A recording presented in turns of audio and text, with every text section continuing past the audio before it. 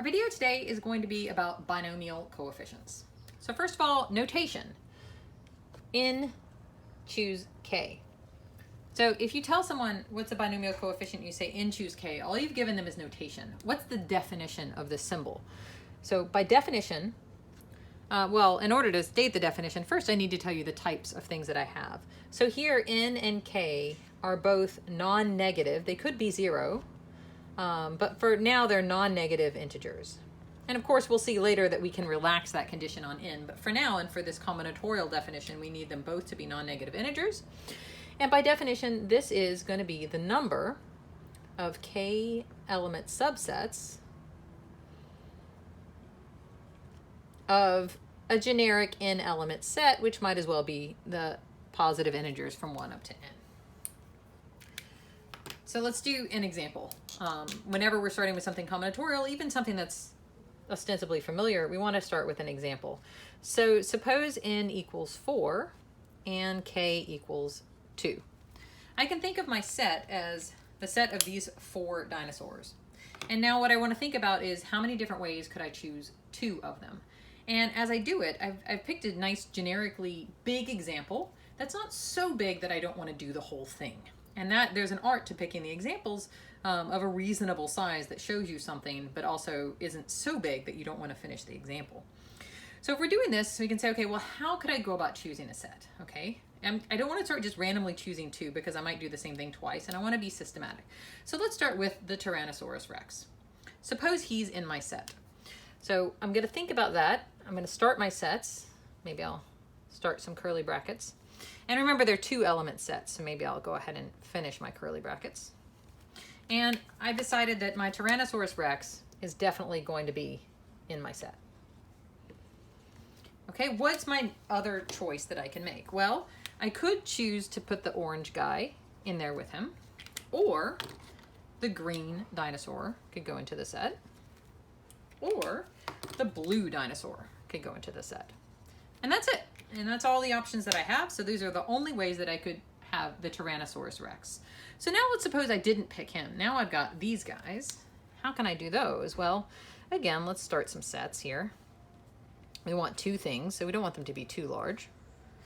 Okay, let's maybe be systematic again. Suppose I decide that I really like this guy. I could pick the orange dinosaur. And once I picked him, I could choose to put the green guy with him.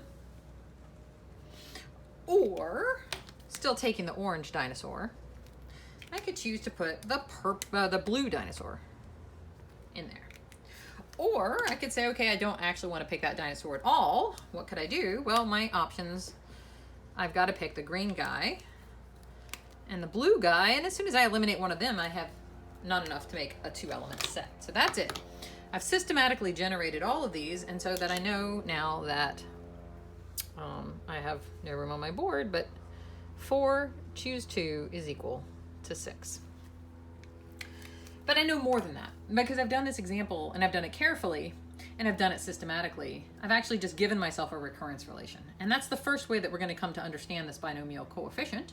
The first way that we're going to get a formula for this binomial coefficient is using the generating function. So let's remember that what we did was we decided to put the red dinosaur and then not the red dinosaur. And notice we here did the same thing with the orange, but let's focus on the first step to get our recurrence relation. So what is our recurrence relation? It is going to be n choose k. That's what we're trying to pick. We have n possible dinosaurs. We want to choose k of them. Suppose that we decide we definitely are choosing the Tyrannosaurus Rex. Okay? So if we're definitely choosing the T-Rex, then we only need to choose k minus 1 more dinosaurs, okay?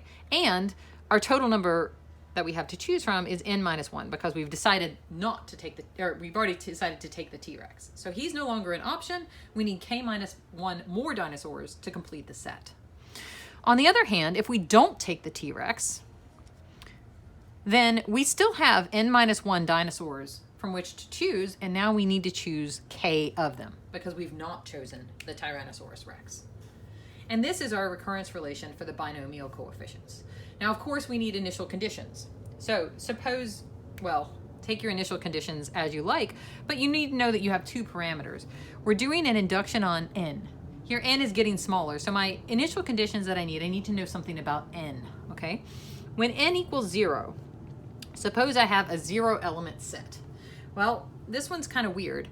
So I need to know what 0 choose k is, and I need to know it for all values of k. Because as you see here, k could go down, but it doesn't have to.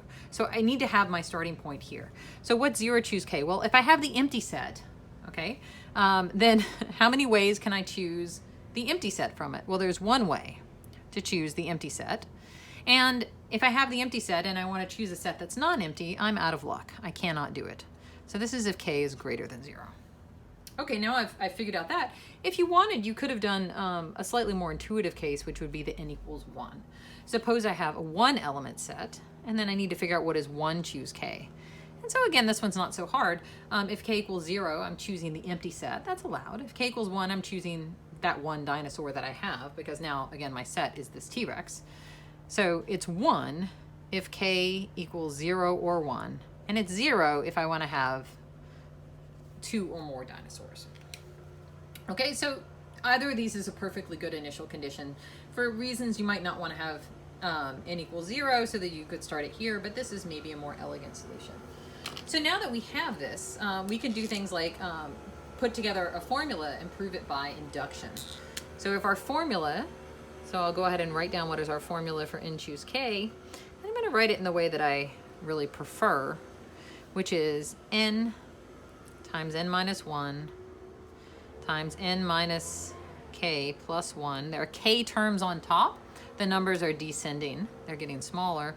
And on the bottom, we have k factorial. So the numerator is often called the falling factorial in falling factorial k. It means you have k terms.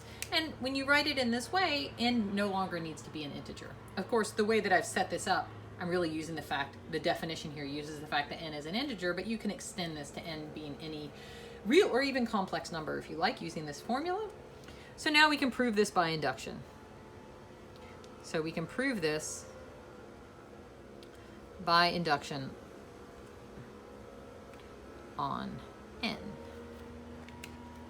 So we need to do induction on n and not on k because, as you see from our recurrence, n is a thing that's getting smaller. So let's go ahead and do that induction. It's not very complicated, but it's always good to practice the induction. So remember, we always have to have our base case.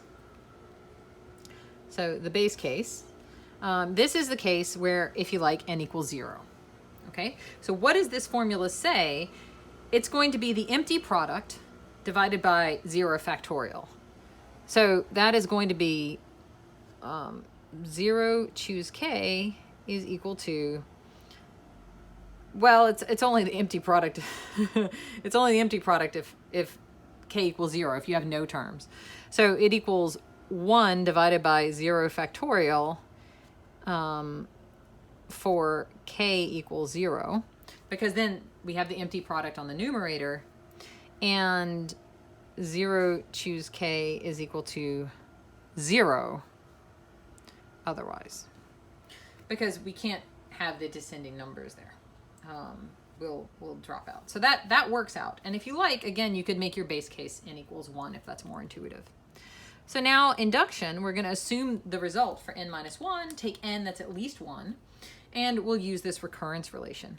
So here all we have to do is say n minus 1, k minus 1, plus n minus 1 choose k equals, well, the inductive hypothesis applies, so this is n minus 1 falling factorial, so this will be n minus k plus 1 divided by k minus 1 factorial. Notice I have k minus 1 terms on top, and I have the k minus 1 factorial. That's this term, and this term is going to be slightly different, n minus 1, and it's going to be n minus k. We take it one step deeper because we take k things on top, and we're dividing by k factorial. And now we're hoping it equals this. Okay, so I've lined these up kind of elegantly. And what we need to do is we need to account for the fact that there's an extra term on the numerator here and an extra term on the denominator here as well. So factoring those out, we have the k minus 1, so this is the easier term. So we have n minus 1, n minus k plus 1 divided by k minus 1 factorial plus the same thing. So actually I'm going to write it as 1 plus times 1 plus. Now what do I have over here? I have an extra k on the bottom and I have an extra n minus k on the top. And of course I can turn this into one number by turning this into k over k. And what I get is n minus 1, n minus k plus 1 divided by k minus 1 factorial. When I do this, I'm going to get this as n over k. And those are exactly the two missing terms that I needed over there. So that completes the proof. And we now have a formula with a handy recurrence relationship for the binomial coefficients.